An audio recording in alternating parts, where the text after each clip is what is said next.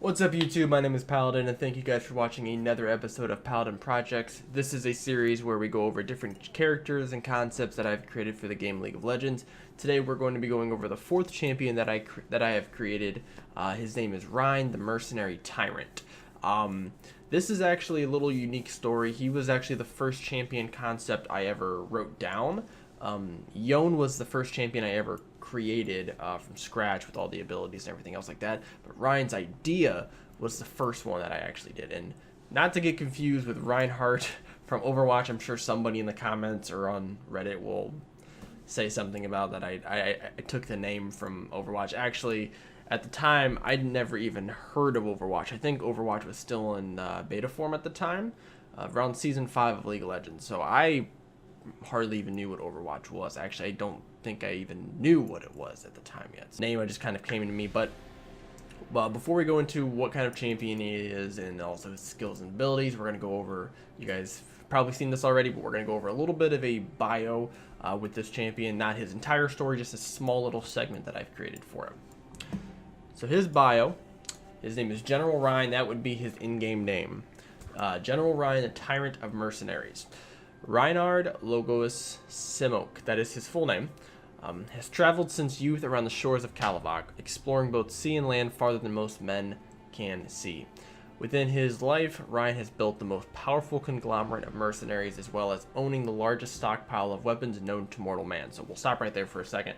Kalivok, this is a name that's come up in a lot of my videos. This is, if you guys haven't watched my other videos, of course, you guys wouldn't know this, but I also created my own landmass in Valoron, which is I believe that's the name of the planet, like the Earth that League of Legends takes place on. So I created my own landmass because I really wanted to expand my story and all the characters that I'm going to be creating. I didn't want them to come from Runeterra. I wanted to do my own sort of take on everything. So he comes from this land called Kalivok, which you guys will. I still have to make a video explaining this, unknown land to everybody in the League community and kind of explaining what goes on here. It's a very unique story. I think a lot of you guys would like it.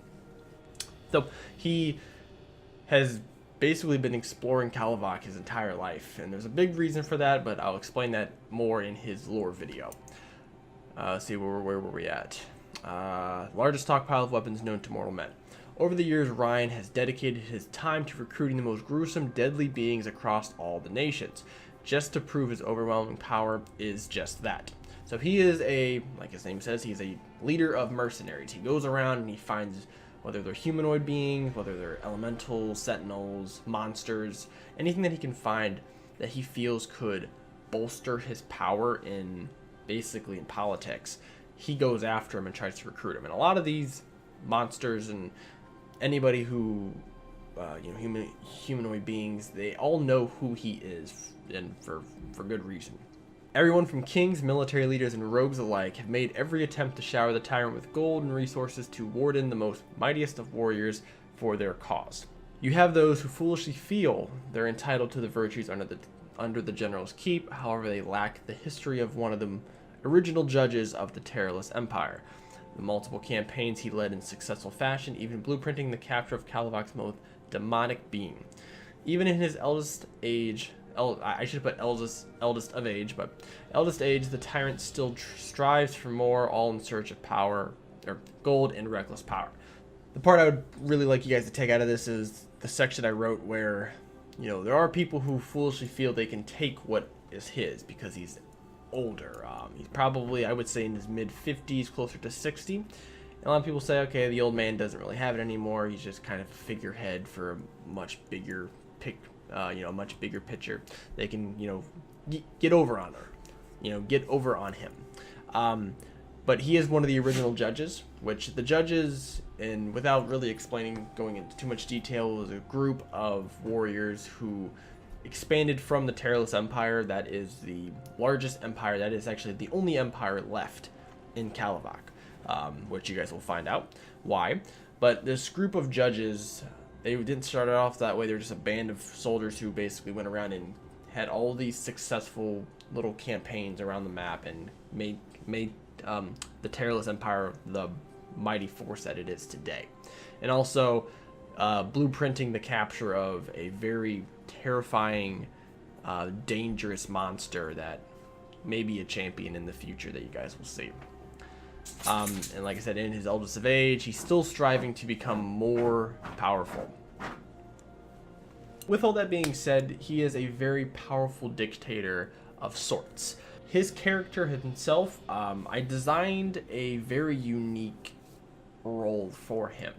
He falls into the category of the marksman support champion, which in the game right now, we have Misfortune and we have Ash, who was kind of played in solo queue a little bit. Misfortune more so was played in the LCS. He's played at Worlds for Christ, and she was played at Worlds. So she was a very good champion. She's very good at countering very high damaged,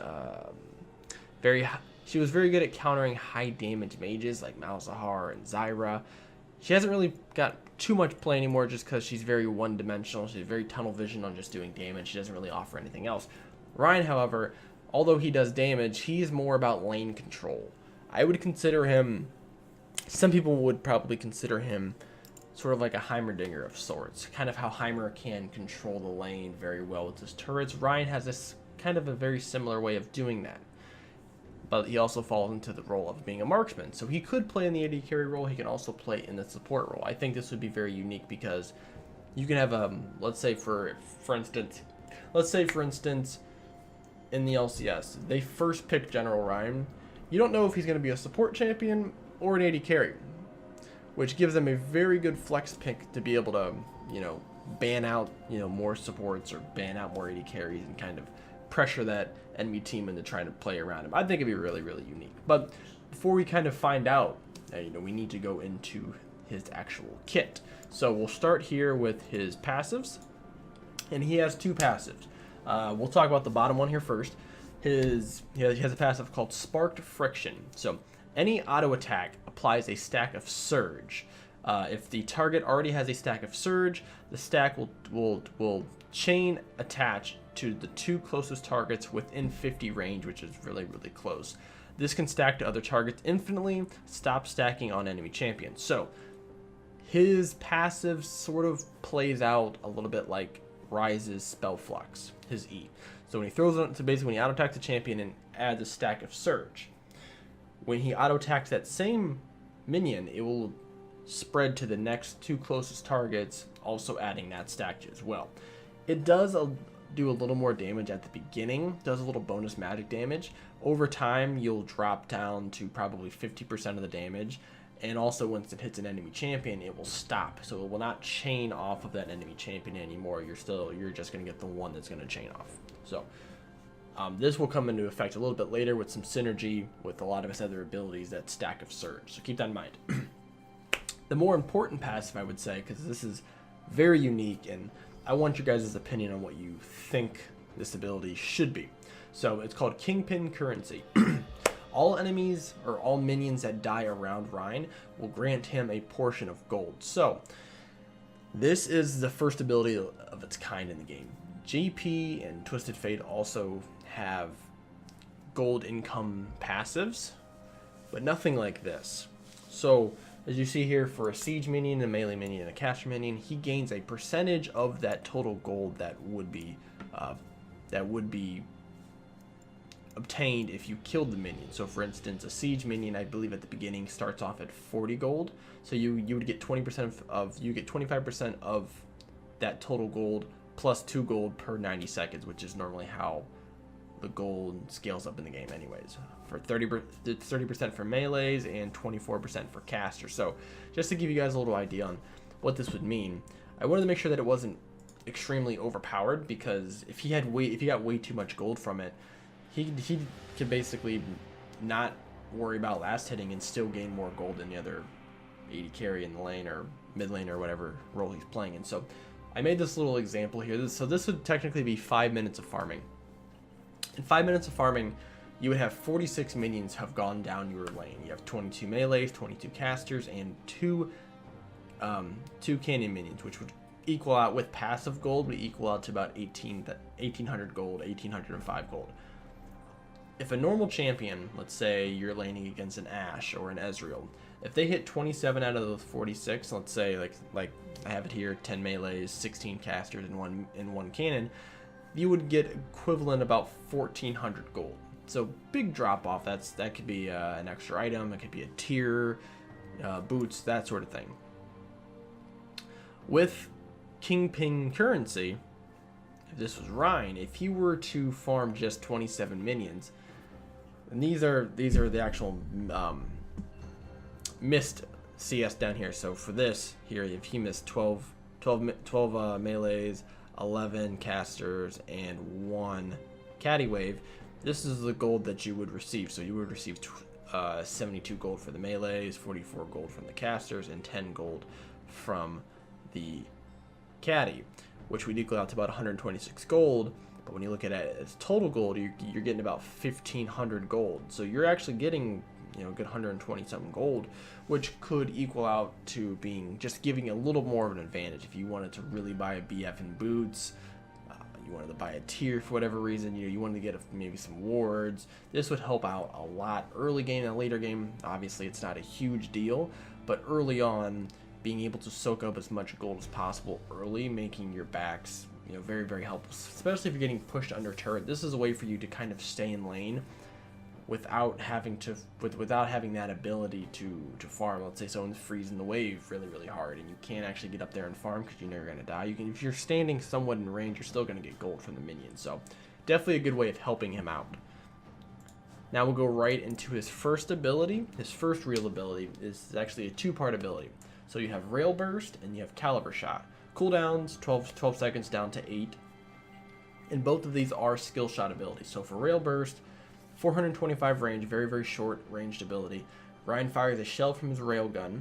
Oh, I completely forgot. Didn't even talk about what kind of weapon he would use. I completely apologize. So he is a marksman.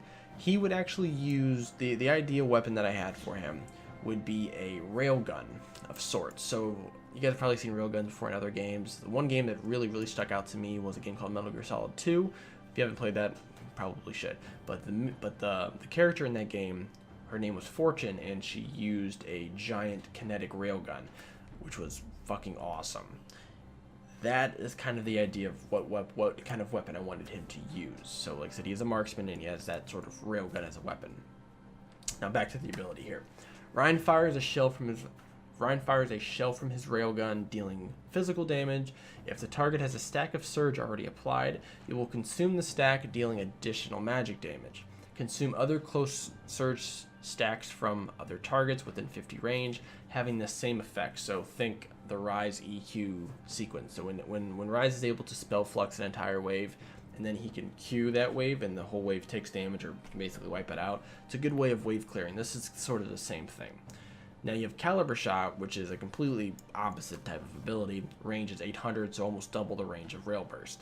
If Rhine stands in a bush, or in a brush, Caliber Shot replaces Rail Burst, which is a longer range skill shot, dealing physical damage.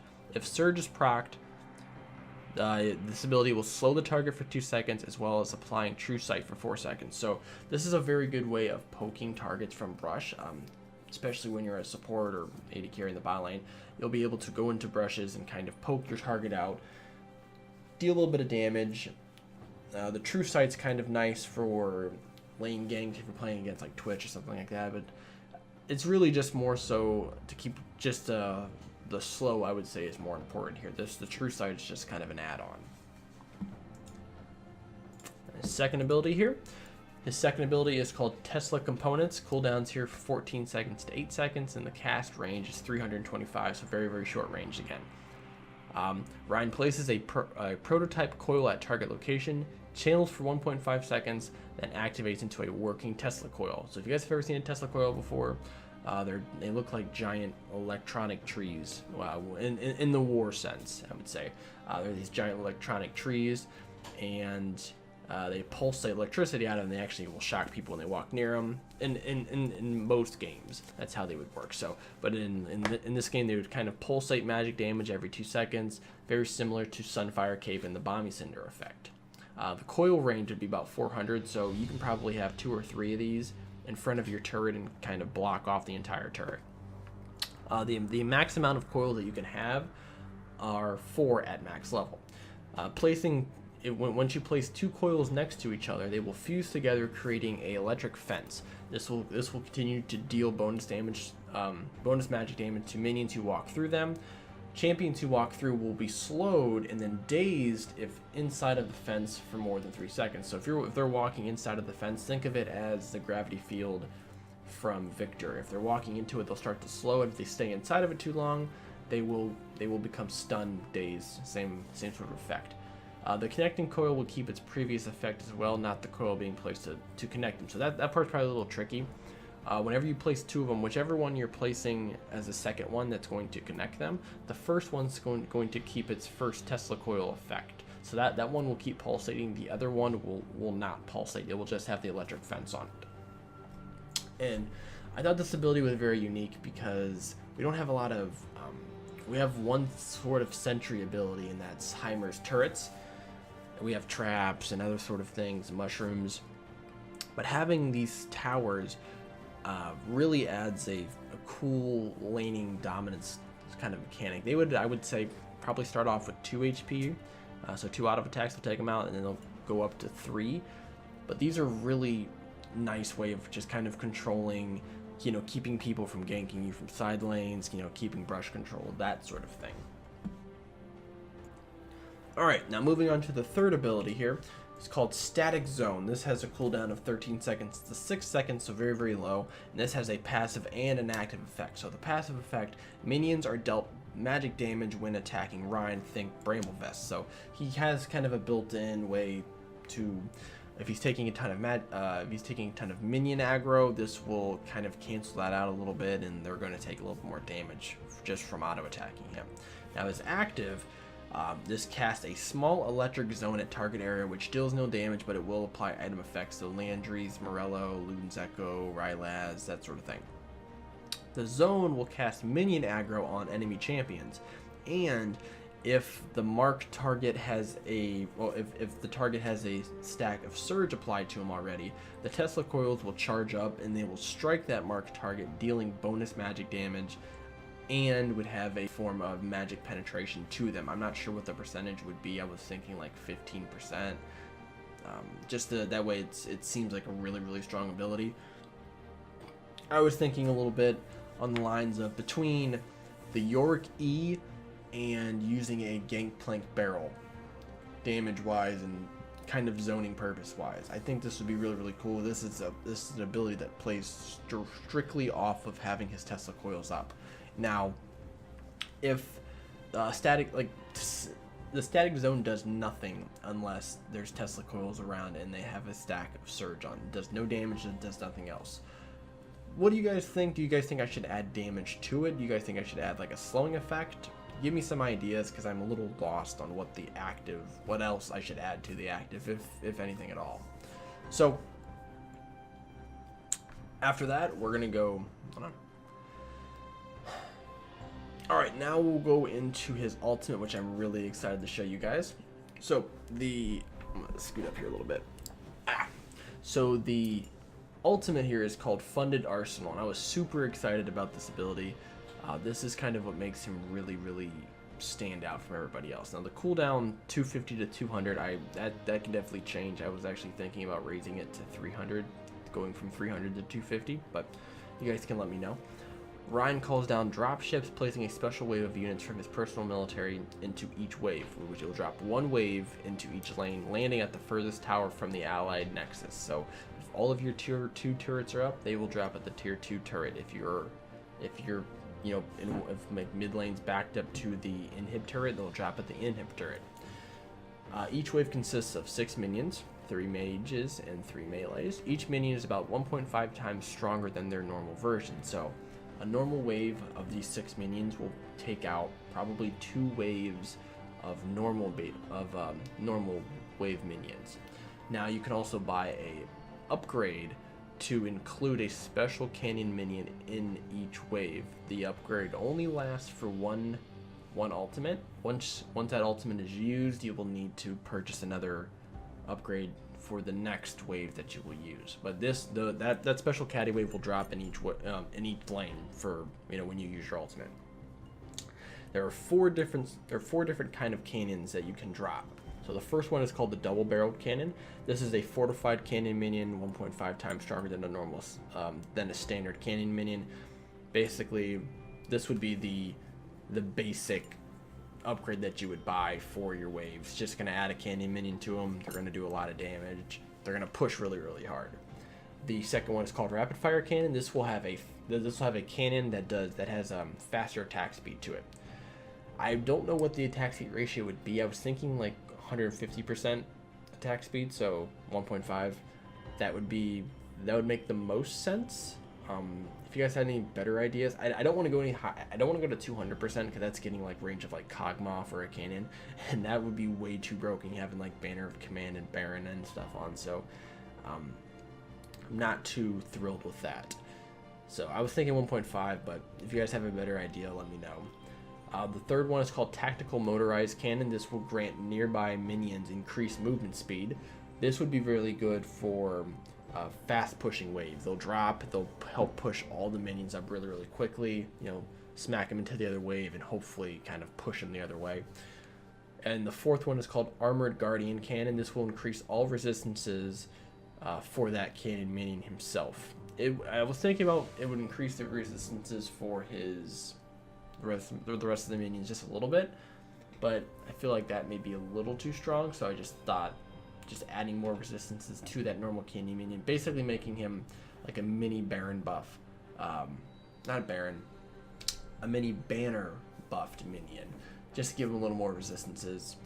The idea of this ultimate really is to help with something that I don't really feel like we have in this game a lot, which is the ability to automatically push waves without really being there. So we have the back when ZZ Route was a little more, I guess, broken, you were able to put it halfway down a lane and it would help push that lane, to kind of capsize it, in your favor. We don't really have that effect anymore. We have GP ult, which helps a little bit with being able to clear a wave on the opposite side of the map, but outside of that, we don't really have anything in the game that really you can look at and go, okay, I can use this. It's going to help, clear my base out of minions. You really have ZZ Rot, and that's really it. So with this idea, this makes wave management a breeze with using Rhine, because his minions are going to be a little bit stronger. You drop one of those waves in each lane, you're going to help. You can help push for first turret. You can help if you guys are trying to secure Baron and you want to push some of your waves to their side of the map. Using this ultimate's going to help a lot. Now the minions themselves, I'm gonna kind of correct myself for what I said a little bit earlier. These minions cannot take Baron buffs, and they cannot be bannered. So that, I think, would help out a little bit, making it not so broken. They don't spawn super minions. Super minions actually handle these minions quite the same as he normally would for normal minions, and they're easy to kill for enemy champions as well. But the point of it is not to drop a wave to kill an enemy champion. It's to drop a wave in, that way it can help push that wave to the other side of the map, or help you guys get an objective. It's more so for the objective utility purposes, rather than being able to throw down a minion wave that's going to 1v5. That would be a little bit broken. But actually, you're kind of thinking about it, maybe I should drop the cooldown reduction a little bit more, so maybe like 225 to 175. What do you guys think? I really want to know what you guys have to say about this. Anything positive, obviously. So I was going to do some build ideas, but really I think I want to leave that up to you guys. So if you guys could come up with some build concept that you think would really work for this sort of 80 carry build, let me know. I want to hear what you guys have to say. He has a lot of magic ratios in his kit, so that could be something you can throw in there, but let me know what you guys think, what items you think would be successfully built on General Rhine. Now, some positives and negatives I wanted to do before we end the video here.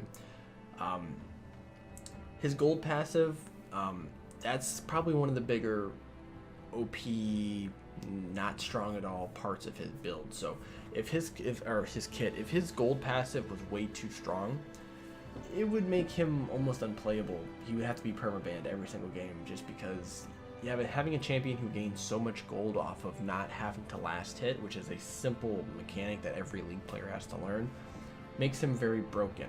But if it doesn't give him enough gold, it almost makes him like, well, why am I picking him? If that's kind of one of the biggest parts of his kit, and I can't even really use it well. So I'm not really sure. I think the passive where it is right now, I have the ratios would be great, but if, let's say, Riot were to implement a champion like this in the game, and then they would try to update a little bit, I think it may go south really quickly. His learning curve is very high for his burst damage because it's very reliant on having Tesla coils down, landing your E, landing surge stacks. He doesn't have a ton of damage in his kit. He's more so for just lane dominance and more utility than anything.